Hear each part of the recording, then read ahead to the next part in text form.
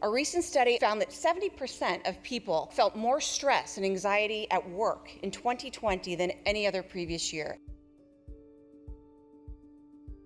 I got a phone call from my daughter. So I said, "Hey, Catherine, how's it going? Happy New Year."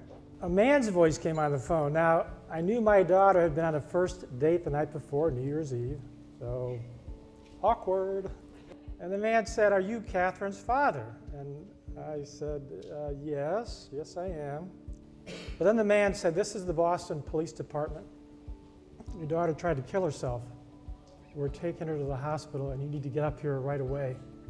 This year, the Hope for Depression Research Foundation is celebrating its 15th anniversary. Here's how it began. My mother's name was Hope. She had been a talented, creative, outgoing woman. My two sisters' father and I were stunned when my mother suffered what was then called a nervous breakdown. My mother died 15 years ago and I was devastated.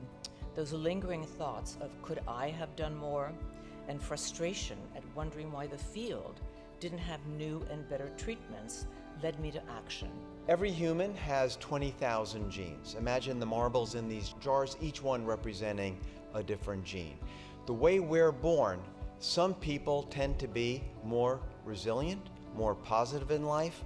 Other people tend to be more depressed. They tend to look at the world in different ways. They're more susceptible to the negative things that happen to all of us throughout life. So we know that Americans are very stressed. And we also know that that stress is coming into the workplace. In fact, we've been very busy at the American Psychological Association over the last year and a half as many business organizations, other organizations have contacted us. And we've been a part of groups that have been looking at the return to work and the psychological issues related to that. As CEOs, we have to put as much attention on preparing a workplace so that we have psychologically healthy workplaces. And so we are training our leaders around what are the triggers, what are the signs. We are also training our leaders to get comfortable having the discussion. And a lot of times, even when people have the empathy, they're not comfortable having that discussion. So it's really important that you build that muscle of comfort. How many of you in this room are caregivers yourselves of children, parents, others in your family? So that's the majority of hands going up, and I would imagine that that's the case for so many of the workforces that we represent. I think we're talking about this new dynamic of a care economy. There's still a lot of stigmas involved in terms of utilizing these resources. You know, Subha, you mentioned, you know, people may be afraid to or can't or don't take a stretch assignment, or afraid to say that they're in a caregiving role for fear that they aren't seen as on the fast track. No, so I think the one thing that the pandemic did was almost level set the new dynamic, the new expectations. We are now telling people it's okay to be honest and to have an honest conversation.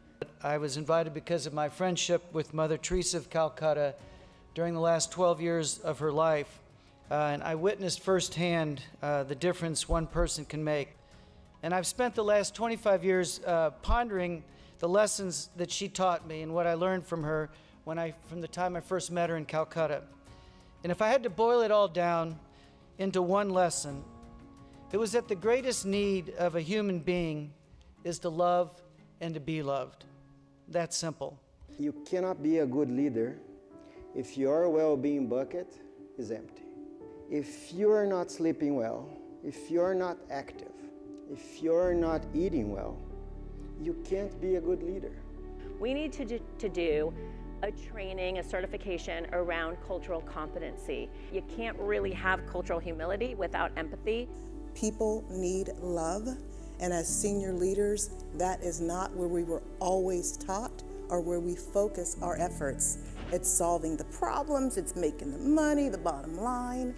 And as a senior leader today, I am saying, I'm an African-American female that started entry level in a male-dominated corporate world, and we need love, we need connection, we need relationship.